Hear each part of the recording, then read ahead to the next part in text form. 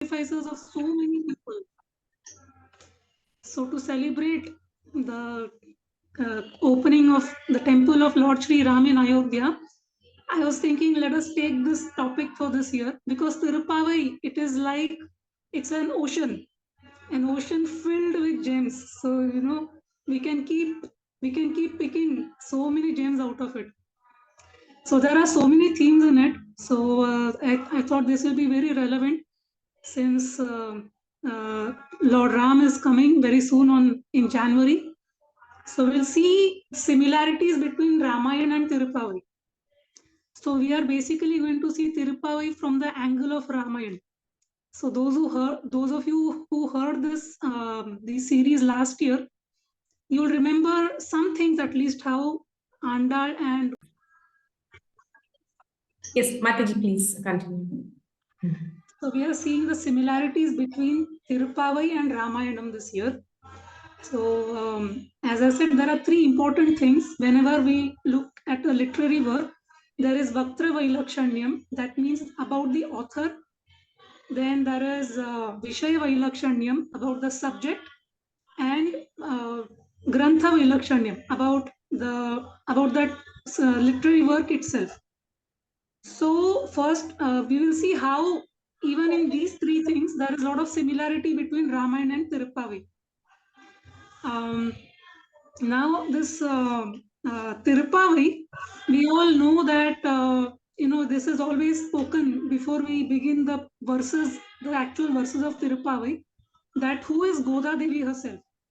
Like it's a very famous story from Bhagavatam, everyone knows that when Bhumi Devi was plunged into the Garbhodak Sagar, that time Varahadev came and he saved Bhumi Devi and he brought her out.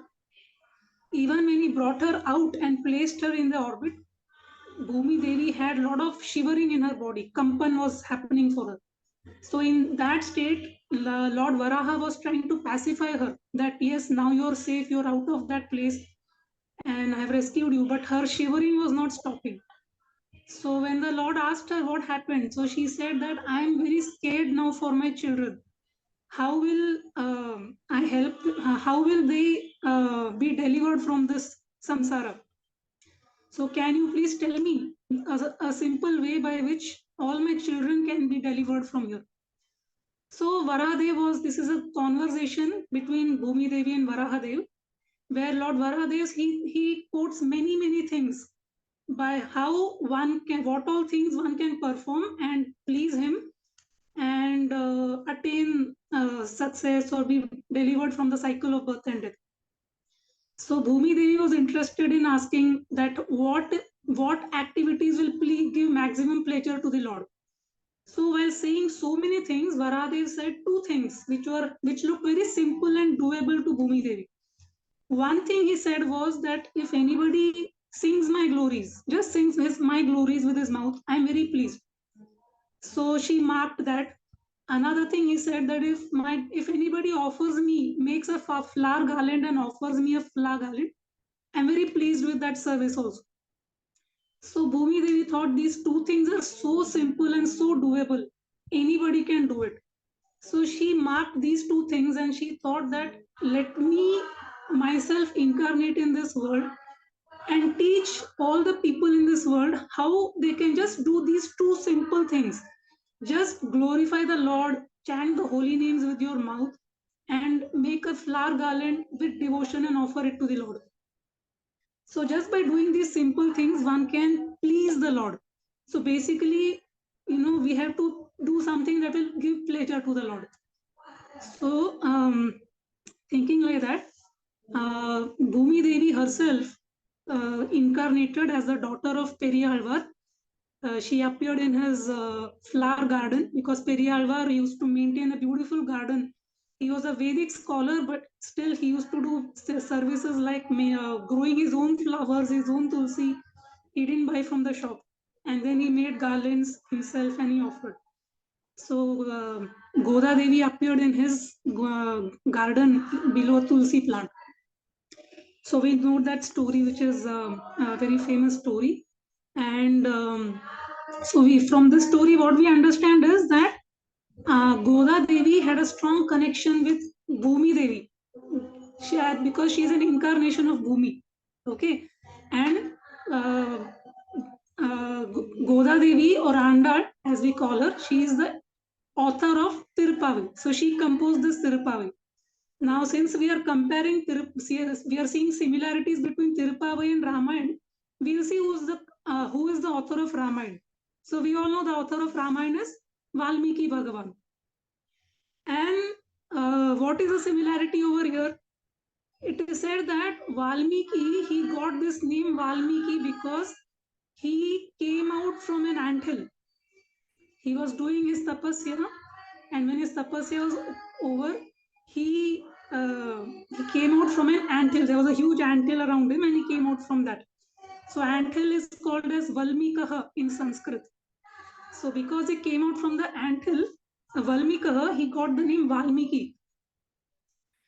And another interesting thing is that Valmikaha or anthill is it is supposed to be the ear of Bhumi.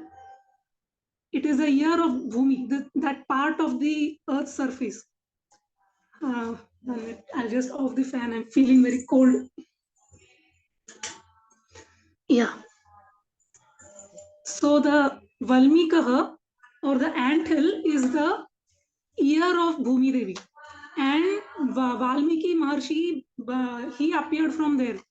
So what do we see from here? Valmiki Maharshi also had a strong connection with Bhumi because he came out from the ear of Bhumi. Okay, so and because he came out from the ear of Bhumi, he had such a great talent of writing poetry like Ramayana. That's why his words were so empowered and such poetic verses of Ramayana came out from his mouth. That is because of his connection with Bhumi. So these are the first two similarities we are seeing between. This is Vaktra Vailakshanyam. Vaktra means between the two authors. So these two authors have the similarity that they have their connection with Bhumi. Another is Vishaya Vailakshanyam. Now Vishaya Vailakshanyam is it is about what is this Ramayana? What is the subject of Ramayana? The main thing is that, yes, it is about Lord Ram. But another very important thing is that it is actually about Sita.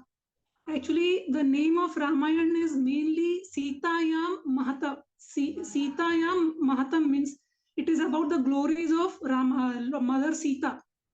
Ramayana is a common name.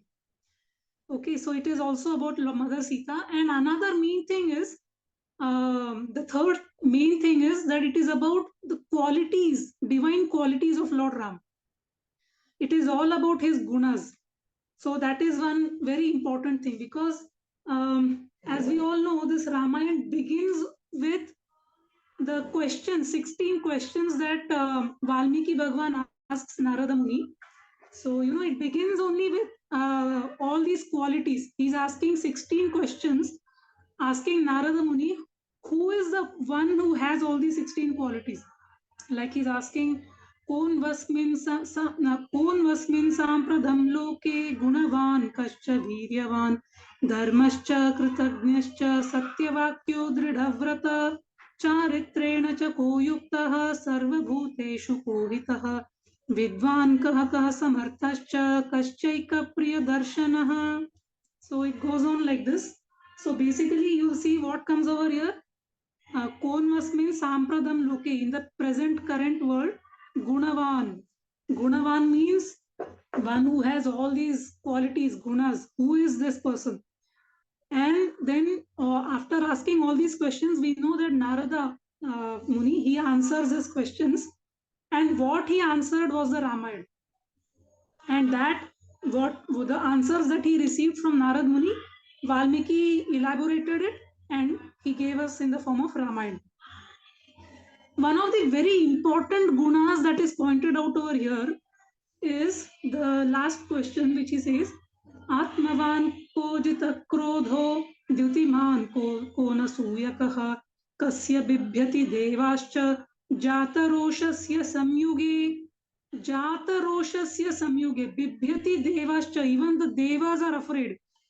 By what? Jatarosha means by his anger. So it seems he's asking who is that person who is very angry and even the devas are afraid of his anger. Now the answer over here is that yes, it is Lord Ram who is very angry. So, but it doesn't somehow look very befitting, right? Because we know Lord Ram to be a very calm, composed kind of person. One who is never, even when he was asked to go on exile, he was never shaken. He was never disturbed. He never gets angry. That is how we know Lord Ram, right? But here he's saying that he is the most angry person. So how do we understand that? Yes, anger also can become a very great quality. It can be seen as a guna if it is used correctly. How it is used correctly,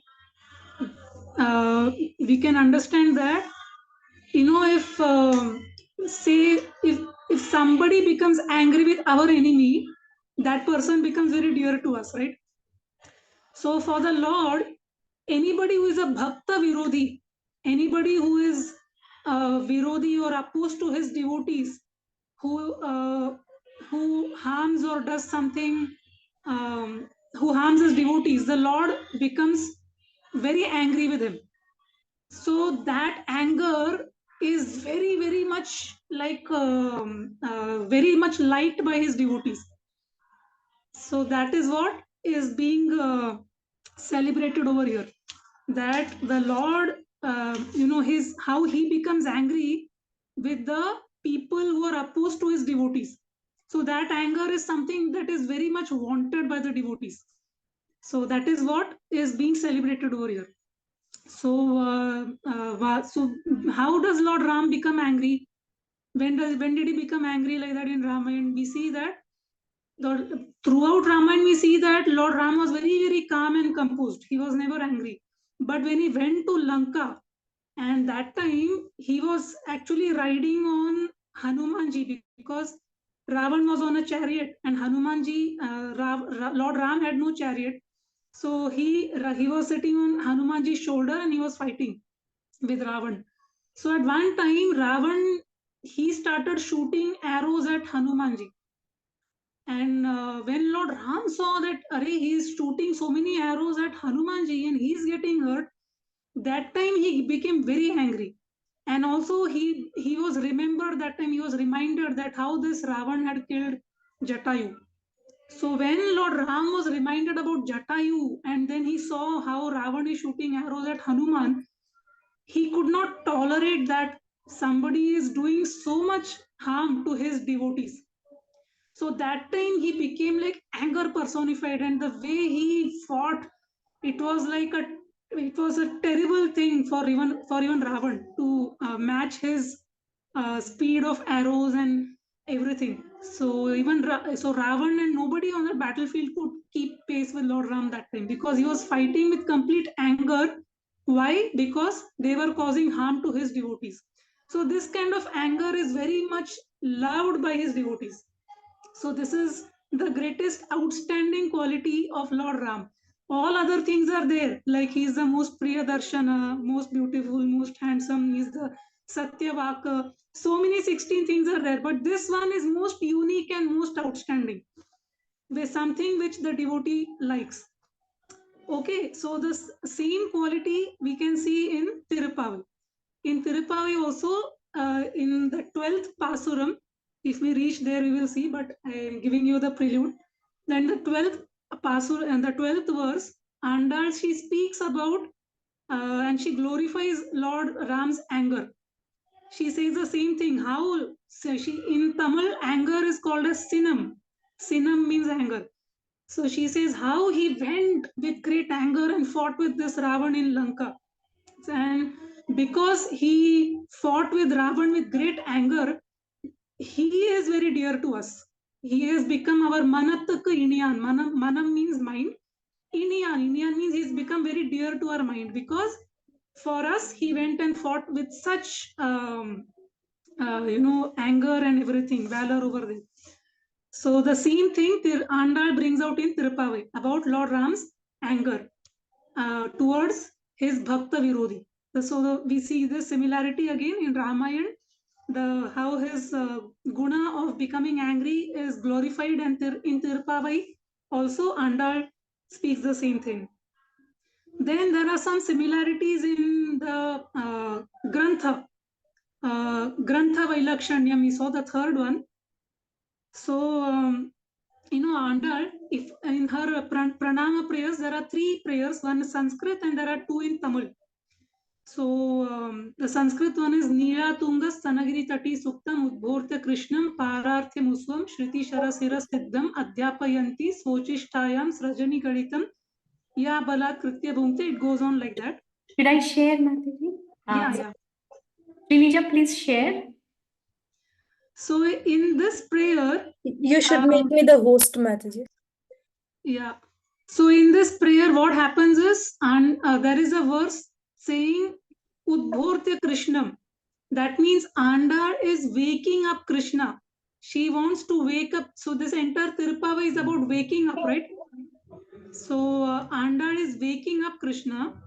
And the first one is in Sanskrit. It's in English lipi, but in Sanskrit it's very small. I can't read it though. I don't know what others. So there are 2 words which say Udbhortya Krishna.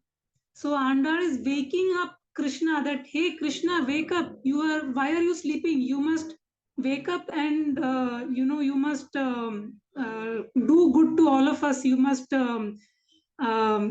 give us what we desire the most, our cherished goal of life. So for that she is waking up Krishna. So here she is using the word Udbhortya Krishna. So it is saying, so she's saying Krishna, na, how can we say that this is similar to Ramayana? It is about Krishna. But then Acharyas explain that Krishna in Tamil is also called as Kanna.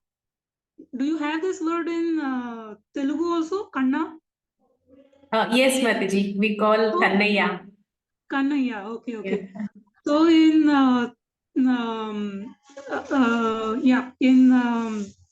Tamil, Kanna means Krishna, and so Kanna. So Acharyas explain that Kanna also can mean Ram. Why? Because Kanna also means beautiful eyed one, and Tamarai Kannan means lotus eyed one.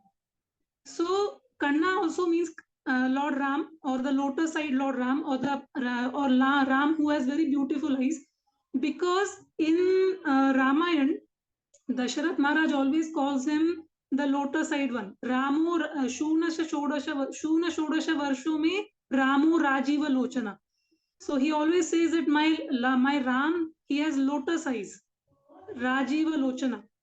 So so Rajiva Lochana means Tamarai Kannan in Tamil. Kannan, again the same word is coming there. So again the Sanskrit verse which comes over here is again like it is, we can see Ramayana connection over there. Then the second one is about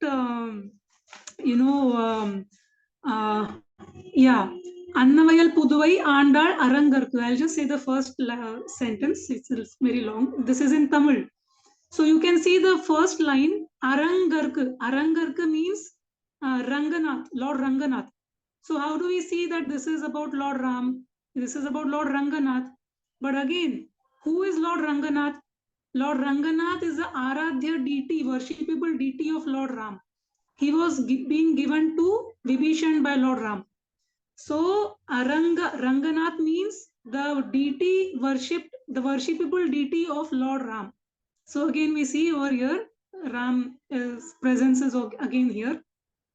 And the third sentence in the you can see the third line, Vengada Varku Ennai Vidiyendra Immatram. Venkadavan. Venkada, now everybody knows, the Lord who is in Tirupati. Lord Srinivasa Balaji, he is also called as Venkata. So the Andal over here is saying Venkadavar. Venkatavar means she is saying the Lord. We all know who is Lord Venkata. So how do we see that Lord Venkata is Ram over here? Now when means one Venkata. This Venkata word means one who delivers us from all sinful reactions. He is called as Venkata. So who frees us from all our sinful reactions. Such a Lord is called Venkata. And we see that in Ramayana, everywhere, who can, this entire Ramayana is a Sharanagati literature. Why? Because throughout in Ramayana, everywhere Lord Ram has given Sharanagati to people. He has forgiven people of so many sinful things that they have done. Like we see in Kakasura Vrittanta. Kakasur, he did such a gross sinful activity, but Lord Ram finally forgave him. So, and he gave him Abhayam, Abhayadan he gave him. Then similarly, he gave Abhayam to so many people throughout, everywhere. We see Sugriv, Vibhishan, and all the 4 Rakshasas who came along with Vibhishan, all the Rakshasis, Sita Maya gave Abhayadan to all of them in Lanka. And then all the rishis of Dandakaranya, how Lord Ram, he always gave them Abhaya. So Venkata also means one who removes fear. Because when there is fear also, when there are two things. Either there are sinful reactions, and there is fear. So when there is fear also, we cannot be peaceful. So Venkata means one who removes our fears also. So Lord Ram, he removed the fears and he gave Abhayadan. And everywhere in Ramayana we see that he gave Abhayadan to different people. So here Venkata also means Lord Ram, because Lord Ram is Venkata who can give fearlessness to people, and he can remove people's sinful reactions. So this is the third similarity in all in these 3 verses. Again we see that Ramayana is very much present everywhere. Now the last thing in the introduction part is how this Tiruppavai begins, and how does Ramayana begin. Now Ramayana begins with the word tapa. It says tapasvadhyaya niratam tapasvi vagvidam bravaram naradam paripapracha valmiki muni pungavam. Tapas means, we know what is tapas. So tapas means that we should bring our words, mind, and actions in line, so that we can perform our devotional service. We can do bhakti very nicely. So one can do bhakti only if these 3 things are in sync: our words, mind, and actions. Means our thinking. If we are thinking one thing, we say another thing, and our actions are something else, then we are not in sync. These 3 things have to be in sync: kaya, manasa, vacha. Then only we can do our bhakti. So tapas means to perform our bhakti by bringing this our words, mind, and our thought and actions in line, in sync, and perform our bhakti. So that is tapas. Now in Tiruppavai, Andal begins her first prayer with the word Margari. Margari means what? It means Margashish. In Tamil, Margari, in Sanskrit, Margari means Margashish. Margashish means what? It is the month which is, it is like the, it shows path to all the people, all the living entities. Margashirshaha. It is like, it shows the path, that this bhakti yoga is a path, perform this path. So this is a month which shows us that path. And also Lord Krishna says that among months I am Margashish. And this Margashish is also very important because it is like Brahma Muhurta period for the Devatas. As we all know, our one year is one day for them. And this particular month, the Margashish month, is their Brahma Muhurta period. So whatever we do in this month, whatever spiritual activities we do, we get a lot of enthusiasm to do it, and it also bears a lot of fruit. So because it is their Brahma Muhurta also.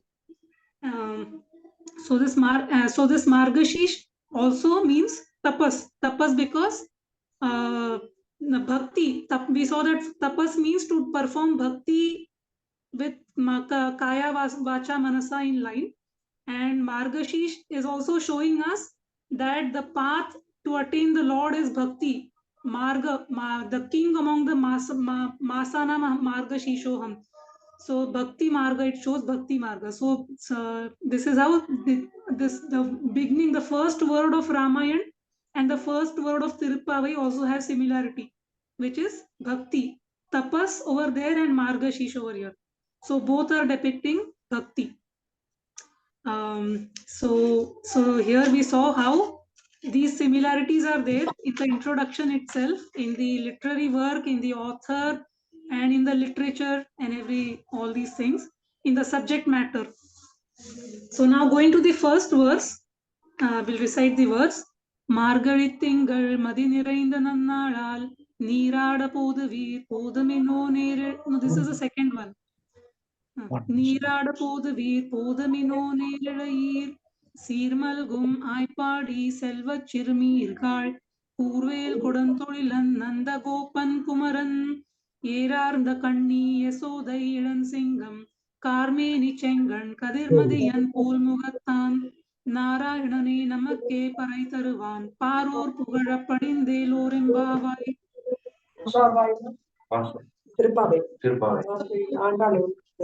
So there are so many meanings that acharyas bring out from this, and they bring out meanings which are not opposed to the scripture. So that is the most important thing, because we cannot, any commentary cannot bring any commentary. Commentary has to be such that it is in line with the shastra. It cannot give any opposite view against the shastras. So we are seeing how we'll see how in this first verse also we'll see the similarities between Ramayana over here. Yeah. So like last year also you all must have heard these things, that in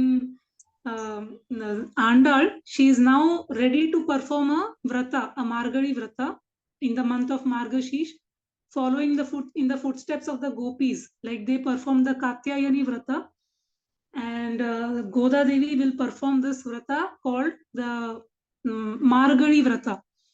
So in this, she does not want to do it alone. She wants to gather all her friends together and do it along with them, because she believes that everybody should participate in that and everyone should get the benefit of it. So she calls all the friends, they are all her age. They all come, and then she tells them. First, she greets them that, oh, see this Margari Tingal Madinirainda Nannadal. Madinirainda means it's my dear friends, please come and see this beautiful full moon night in the month of Margari. These are all very auspicious words. The name Margari is very auspicious because we just saw Margashish. It is non-different than Krishna, and the king of all the months, and it shows us the path, which is bhakti. So she's making a very auspicious beginning by saying Margari Tingal. Tingal means moon. Moon, it's a very auspicious planet, and it is, so she's saying that in the first verse itself. And she's saying Madi Nirainda Nannalal. So how is the moon? It is the full moon night. And Nannalal, it's a very, very good day. So one important nice thing that we can learn from this is, whichever day, Nannalal means a very good day. So though she is saying that today is a very good day, what acharyas tell us is that whenever we plan to do some devotional activity, or whenever we plan to think about the Lord, that's a good day for us. So we don't have to look into the calendar and search for a good muhurta. Whenever we decide to do some devotional activity or chant the names of the Lord, that is a good day for us. And when we plan to do something like that, when we plan to do some devotional activity, the Lord Himself does, He decides, or He does His sankalpam in such a way that a good day also comes. Means, as per calendar, also a good day will automatically come for us. So Andal actually did not plan looking at the calendar or anything like that. She planned to do this Margali Vrata, and coincidentally, what happened is it happened to be a very good day also. How? Because it was a full moon night and the month of Margashish. So all these things coincidentally also happened. So this is how the Lord also helps us in our devotional service by making all arrangements by His own sankalpa, making everything favorable. Even a good day will come, the right muhurta will come, everything will be arranged by the Lord. Then she is saying, Nirada Poduvir. So then the next question is, we are going to perform this vrata. What is the qualification? Who can all perform this vrata? She says, the only qualification is those who have desire to perform devotional service. If you have a desire, that is enough. Podumino. Podumino means that is enough. Then she says, Nerirayir. Nerirayir means, she says that, all of you who are so beautifully ornamented by your good qualities. So all her friends, she is greeting them. So first she tells over here the subject of their meeting, and then she greets all the friends. So till now she did not greet them. First she did not say, my dear friends. She said so many other things. She said, well, we are going to do this vrata, what is going to be our qualification. And now she is saying, she is greeting her friends by saying, you are all very beautiful because of your good qualities. And then she is saying, Sir Malgum I Party. Sir Malgum means they are all very small girls. So so she glorifies that small children. Their age is very nice for performing devotional service, since they are in that tender age of childhood. They are very innocent, and they have a very good opportunity to perform devotional service. See Malgum, I Pardi, Selva Chirumirgal. Now again we'll enter Ramayana from here. So she says, I Pardi, Selva Chirumirgal. So Andal is thinking about Srivilliputtur to be I Pardi. I Pardi in Tamil means Gokul. And she's saying this place is Selva Chirumirgal. Selva means opulent. It is full of gunas or qualities. She's saying Selvam also means rich with good qualities. Sirumirgal. Sirumirgal again means she is calling addressing her friends. They also have very good qualities, and she's saying that this place also has very good qualities. So which place? Yes, she is thinking about her Srivilliputtur, which she is currently thinking to be Gokul. But when she is saying Selva good qualities, or say divine qualities, she is referring to this entire Bharata Varsha over here now. She is saying that our entire Bharata Varsha is a place of Selvam. In Tamil, Selvam means very rich with qualities. It can be money, wealth, or anything, but in this case, it is about qualities. She is saying that our Bharata Varsha is filled with good qualities. Why? Because the Lord appeared over here as Lord Ram. He appeared in Bharata Bhumi. That's why our Bharat Bhumi is a place of great qualities. Lord Ram depicted all his divine qualities. It is called as Kalyana Gunas. Kalyana means very divine qualities over here in Bharata. See, in the Vaikuntha planets, the Lord has no reason to show his good quality, his divine qualities, because if he wants to give something to somebody, nobody needs anything over there. If he wants to protect somebody, there is no one in danger. If he wants to forgive somebody, no one does any mistake, so whom will he forgive over there? So he has a desire to do these things. So then he has to come to this world. So Lord Ram, he appeared in this Bharata Bhumi to exhibit all his qualities, of his, Saushilya, Saulabhya, Karunya, Vatsalya, all his qualities. To exhibit all of them, he came to this Bharat Bhumi, to our land. And what did he do? We just saw in this Ramayana how Valmiki is asking, who is the one with these 16 qualities? Kon vasmin sampradam loke gunavan kascha viryavan dharmagyascha kritagnyascha satyavakyo dridhavrata. So Valmiki is asking all these questions, these 16 qualities. Who is the person in the present age who has all these qualities? So Andal is saying that Selva Chirumirgal, in this divine qualities, Selvam, was exhibited by Lord Ram in our Bharata Varsha, Bharat Bhumi. So now Andal is pointing out to this Bharat Bhumi itself and saying that our land is very Punya Bhumi, full of qualities. So and then she's saying that we will do this vrata Selva Chirmirgal, and now before itself she's saying that whom we are going to do this vrata for. So that comes in the end, but Andal is saying that before itself that we will do this vrata for whom. Like she will say that in the last line, but for our convenience we will say that before itself. So so Andal is saying that we are going to perform this vrata for Lord Ram. And who is that Lord Ram? She doesn't say Lord Ram, she's saying Narayana. So where is that? You can see in this. So she says Narayana ni namakke paraitarva. So Narayana. So we are going to do this vrata for Narayana. So she's saying Narayana, na? She's not saying Ram. How do we understand this? So let us go back to Ramayana. So what happens in Ramayana? When Lord Ram kills Ravana and wins the battle against Ravan in Lanka, Brahma and all the demigod, all the devatas, they come down and they glorify Lord Ram.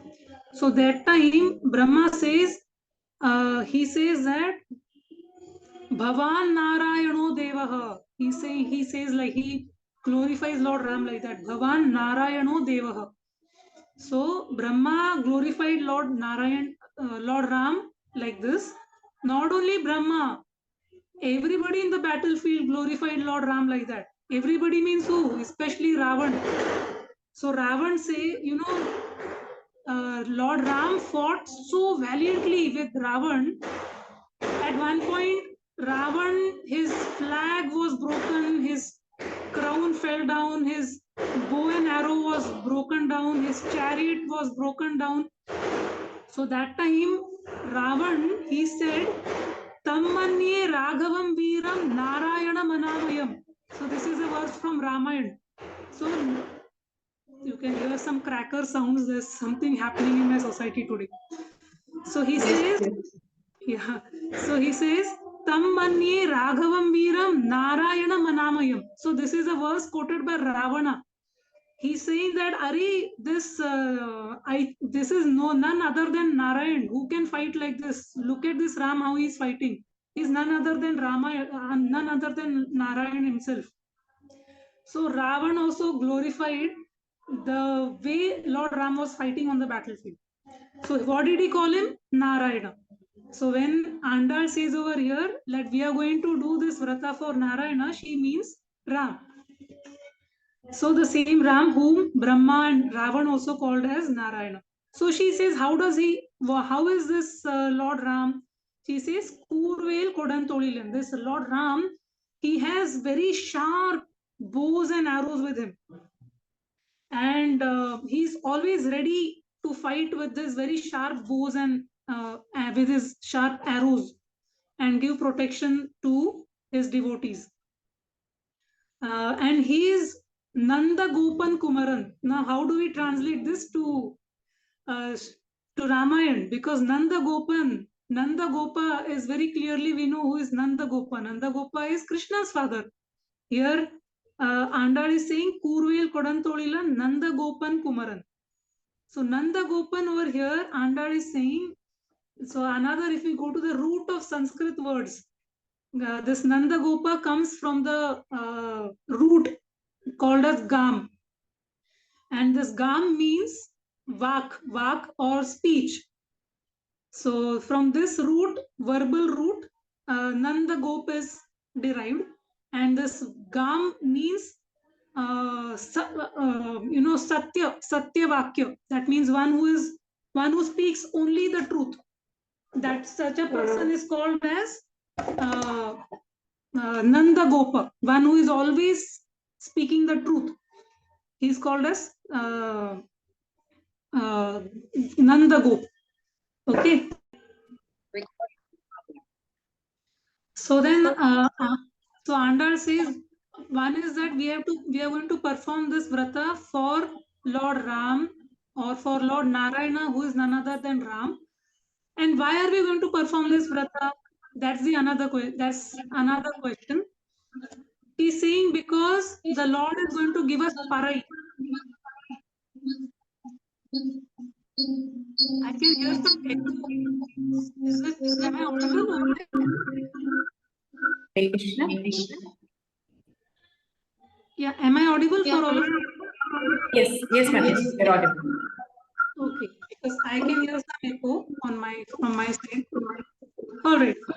So Andra is asking, she's saying that why are we performing this vrata? Because we want something from the Lord. What is that? Parai. Parai is like a bhel vaadya, like a drum.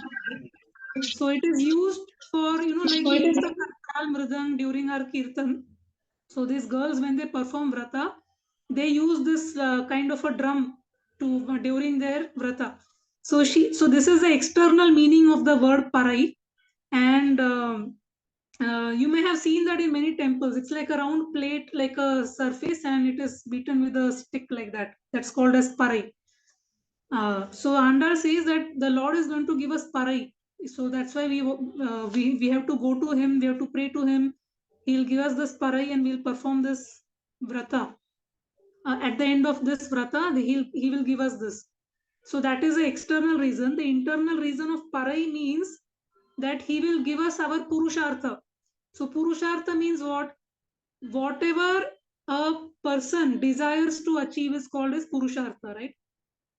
So what do all of us desire? We all desire to be peaceful. Basically, I mean, not that I'm not expecting an answer like pure devotional service, but if you ask any common person in this world, what is your purushartha? What is it that you really desire? That person will say that I want to be peaceful in life.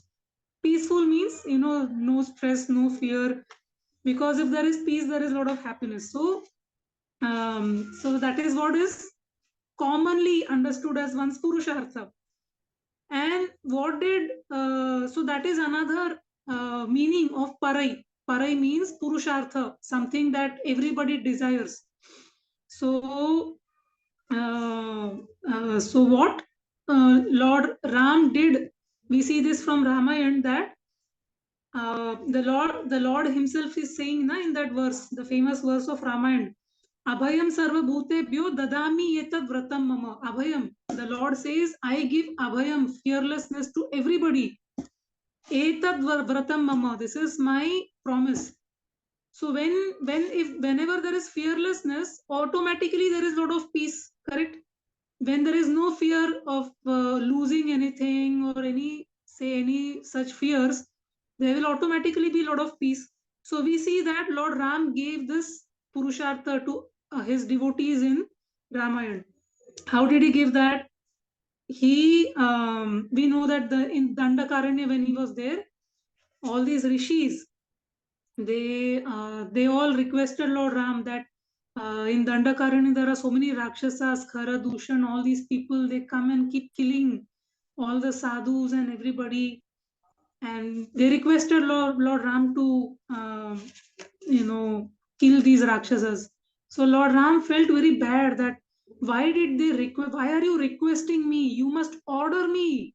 I have come here. My father has sent me to this forest only for this reason, so that I can be of some use to you, to all of you. So please please don't request, but please order me and I will do whatever is needed. So he took that and he killed all the Rakshasas and he gave Abhayam, or he gave fearlessness to all these people. Not only to them, but to so many people he gave fearlessness. He gave Abhayam. Abhayam means fearlessness to the Kakasur, and when Vibhishan came, he was also given Abhayam first. And so many, entire Ramayana is a Sharanagati Shastra where the Lord is granting fearlessness to whomever comes and surrenders to him. So, we see this, and then we see that what is next. Andal is saying that Kurvel Kodantolila Nanda Gopan Kumaran. So Lord Ram, he is Nanda Gopa, or he is the one who speaks the truth all the time. Nanda Gopa here we saw translated as Satyavakya, and one who grants fearlessness. He always speaks the truth, and we saw that he is the one who is going to give us the parai. Parai means purushartha, which means that he's going to give fearlessness and protect everybody. So how does this Lord Ram look? So she says, Yerarnda Kanni Yashodai Iran Singam. Yerarnda Kanni means he has very beautiful eyes. Now the word over here is Yashoda. He is the lion cub of Yashoda. So he is a lion cub, and the name Yashoda also comes here. So very interestingly, Acharya has explained here. See that, try to remember the incident when Lord Ram went to Mithila. When he went to Mithila, all the other girls, all the friends of Sita, when they saw Lord Ram, he was just 16-year-old that time, very handsome, coming with Vishwamitra. So when all these girls of Mithila, it seems when they saw Lord Ram, their eyes became big like that. So handsome, he's most befitting for our Sita. So Erarnda Kanni in Tamil, Erarnda means big eyes. So Kanna means eyes in Tamil. So big. So all these girls of Mithila, they became big-eyed because they were so awestruck when they saw Lord Ram's beauty. And they became Yashoda. Yashoda over here is not the Yashoda of in Krishna Lila, but Yashoda over here is translated as, when these girls of Mithila, when they saw Lord Ram, they became filled with yashas. How to translate it exactly in English? Something closer word is I can think of is, they became very fortunate, or they got all good fortune, and yashas. So their good fortune was such that after seeing Lord Ram, they got so much good fortune, so much yashas, that whomever they saw, they could transfer their yashas to them also. So that means these girls looked at Ram, they got yashas, and when some others looked at these girls, they also got the yashas just by seeing these girls who had seen Lord Ram. So that was the effect of these girls, the girls of Mithila seeing Lord Ram. Ujjwal Radhe, can you tell me a befitting word in English for yashas? The closest I think is splendor. Yeah, nothing really. You can try splendor, not beauty, but something like something really, something, I can just say yashas, or many good qualities put in one thing. I think you can say splendor, good fortune, um, glorious. So many qualities put in one thing, that is yashas. Is So it when fascinating? Fascinating? Fascinating? no, yashas means something. The closest I could think about it was they became very fortunate.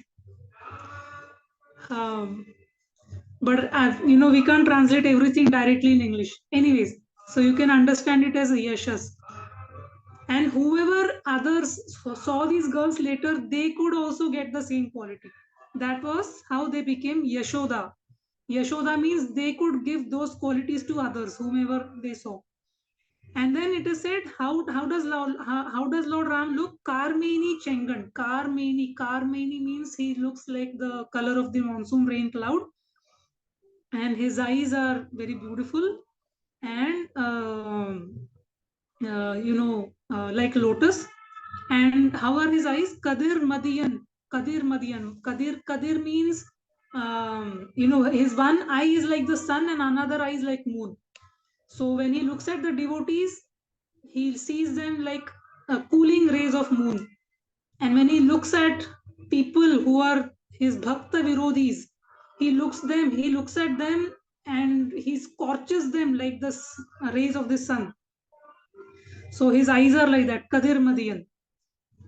That's how he looks. And who is he? Narayanane Namake Parai Tarvan. He is Lord Narayan, Lord Ram, who is going to give us this Parai. Parai means we already saw Purushartha, which means he is going to give us Abhay or fearlessness. Parur Pugara Padindelor Embavai. So, my dear friends, come. So let us all follow this this Margashish Vrata and become very fortunate. So in Ramayana also we see that Kadir Madian, his lotus eyes are glorified. We saw earlier also. Dashrath says, Ramu Rajiva Lochana. So he says that my Ram, who is Shuna Shodasha Varsho, he is only 16-year-old and his eyes are like lotus eyes. So the same thing is said over here. Kadir Madian Pol Karmini Chengan Kadir Madian Pol Mugattan.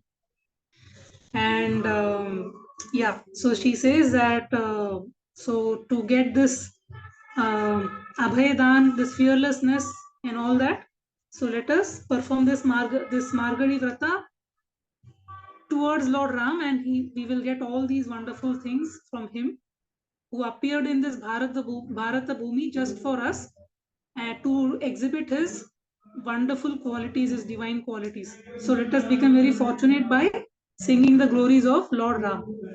So I'll stop with this. I'll continue next time because it's already 8:34. I intended to take first two verses today, but then that time I didn't have the introduction in mind, which was also very good. So later I thought I'll speak about the introduction also, that Bhaktra Vailakshanyam, then Vishaya Vailakshanyam, Grantha Vailakshanyam, and all those similarities that we saw before. So that has taken some time. So we'll continue next time. Hare Krishna. I hope it made some sense to all of you and could bring you a little closer to Lord Ram through the beautiful words of Goda Devi. Hare Krishna. Thank you very much, Mataji. It's a very unique presentation. First time we are hearing about, this dimension of appreciating Tiruppavai. So, Mataji, just wanted to know the meaning of the first few words, Neela Tunga Stanagiri Tati. Acha, the Sanskrit words you're saying. Neela means Neela Devi. Neela Devi. Neela Devi. Okay, Neela Tunga Stanagiri Tati Suktam Udbhortya Krishnan. So, the Lord he is resting along with Neela Devi. So we will go as we progress in Tiruppavai, we will see in the 18th, in the 18th Pasuram it will come. So the Lord is resting peacefully with Neela Devi, and Andal and her friends, they are standing outside their door and they are waking them up. Wake up, we have come. What you are sleeping? If you sleep, who will give us our Purushartha? Basically, they are praying for all of us, that we are all here suffering in this world. You cannot be sleeping. You have to be awake to give us our benedictions, to give us all that we need. So there it is. It's the same verse as in Sanskrit, where Andal is waking up the Lord. Udbhortya Krishna means wake up. Krishna, wake up. So there we saw Krishna also translated as Ram, because in Krishna in Tamil means Kanna. Kanna can mean Ram, beautiful eyed one, lotus eyed one, like that. Udbhortya Krishna, Pararthya Muslim, Shruti Sharasira Siddham, all the so yeah, it's about waking Krishna up so that he can grant us our benedictions of devotional service and fearlessness and all that. Thank you very So much, Mataji. it'll be very interesting because all the words, even which are directly like Nanda Gopa, Yashoda, all these things will be like completely from the angle of Ram. So that is, and references from Ramayana, all references from Valmiki Ramayana. So that is what we saw today, like Narayan. So it is from Brahma's prayers, Ravana's verse, where they are saying that you are Ravan, you are Narayan. So like that we see everywhere, we'll be picking verses from Valmiki Ramayana. Hare Krishna. Thank you very much, Mataji. It's truly very much so satiating and so absorbing and appreciating Ram Leela through Tiruppavai. Very, very unique. I mean, I was thrilled by how the word Yashoda has transformed into somebody who would not only become glorious but also make others glorious through their glory. Yashoda, like Mukunda. Yes. Yeah, Mukunda also means giver of Of liberation. liberation. Yeah, so Yashoda means they become giver of that good fortune to others who look at them. Yes, it's really amazing. Thank you very much, Mataji. Eagerly looking forward for the next session. Thank you so much. Hare Krishna. Hare Krishna. Please forgive any technical errors. Next time we ensure they don't occur. No, I'm okay with it. That's why I offloaded everything to you, even the screen sharing and all.